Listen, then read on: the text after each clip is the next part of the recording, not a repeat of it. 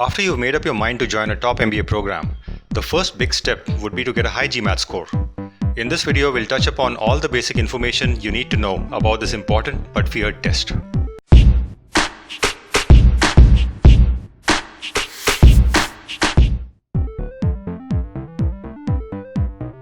The full form of GMAT is Graduate Management Admission Test. It's a computer adaptive test, which means the level of difficulty for each question you get will be influenced by how you've performed on the previous questions. GMAT scores are valid for 5 years. The fee is $250. You can take the test 5 times in a year and 8 times in your lifetime. GMAT scores are accepted by a large number of universities for their MBA, MIM, and other management-related programs. It's important to perform well on the test because a high score can not only get you into your dream program, but also increase the odds of getting a scholarship. Some top consulting firms and investment banks also use GMAT scores to filter out candidates for their recruitment process. Another reason to take it seriously. There are 4 sections in the new GMAT exam. In the AWA section, you'll have to figure out the reasoning behind an argument and write a critique of the same with relevant examples and explanations. The IR section is designed to test your analytical skills. To solve a complicated problem, you're provided with data in various forms. Your skill depends on being able to handle the data, pick out the information that is relevant, and then choose the right answer. The questions in the quantitative section are designed to put your math skills to test. They revolve around basic arithmetic, algebra, and geometry. The verbal section has 3 subsections. In reading comprehension, you're given a passage on a topic and multiple choice questions based on the same. In critical reasoning, you'll have to identify the key points that influence, strengthen, or weaken the given argument. In sentence correction, you're given a sentence with an underlined portion that you'll have to evaluate and rectify if it is incorrect. You'll have a little over 3 hours to complete these 4 sections. This excludes the 2 optional 8-minute breaks. The total score out of 800 is only for the verbal and quantitative sections. The remaining 2 sections receive their independent scores. Following are some of the GMAT syllabus topics you can expect in the quantitative section.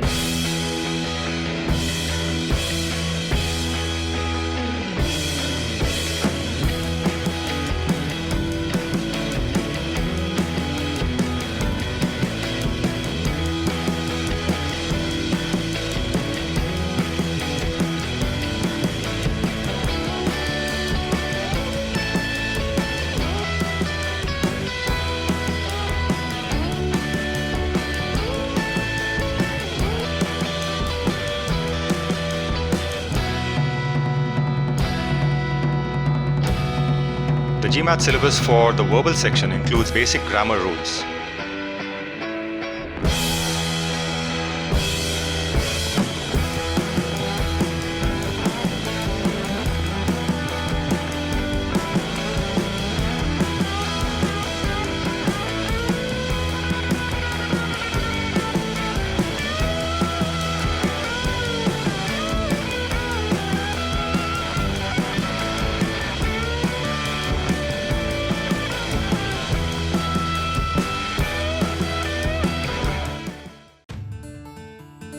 This should give you an idea of the average GMAT scores for the top MBA programs across the world.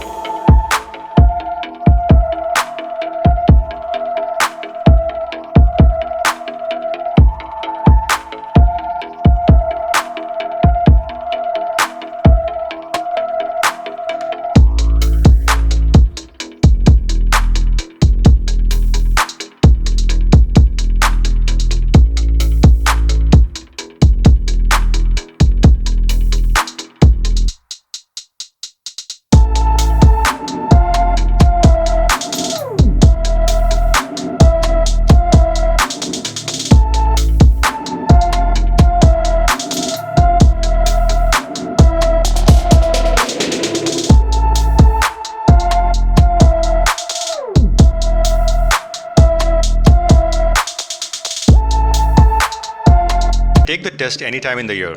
There are more than 600 test centers across the world where you can take the test. As the first step, you'll have to identify the closest test center and register your details along with a date and time. Many test takers delay it till a few months before the application deadlines. That's a bad idea. To be on the comfortable side, take it at least 1 year before your application date. That way you'll have enough time to retake it if needed. While the obvious fact is a high GMAT score can make a big impact on your application, here are some not so obvious facts. A perfect 800 GMAT score does not guarantee an admit. Over the years, elite schools like Harvard, Stanford and Wharton have rejected perfect scorers. And the silver lining is that a lower than average GMAT score doesn't automatically get you rejected. On the MBA Crystal Ball blog, you'll find many stories of low GMAT scorers who found ways to overcome this hurdle and get into their target programs. We've come across candidates who've cracked the test with less than a week's preparation. We've also come across those who really struggle with it for months and in fact years. If you follow a good structured study plan, the typical duration can be around 3 months. Of course, a lot will depend on how fast you can brush up on the basics and how you prepare for the test. When it comes to GMAT preparation, you'll have several options to choose from. Self-study is the cheapest and most flexible way to prepare. There are tons of excellent GMAT books available to help you cover everything from the basics to the advanced topics. The best GMAT book you can buy is the official guide. It's published by the team that manages the test. GMAT books from private test companies like Manhattan Prep, Kaplan, Princeton Review, and many others are also popular. Go for the latest edition available. You'll find links to some of the best GMAT books in the description below.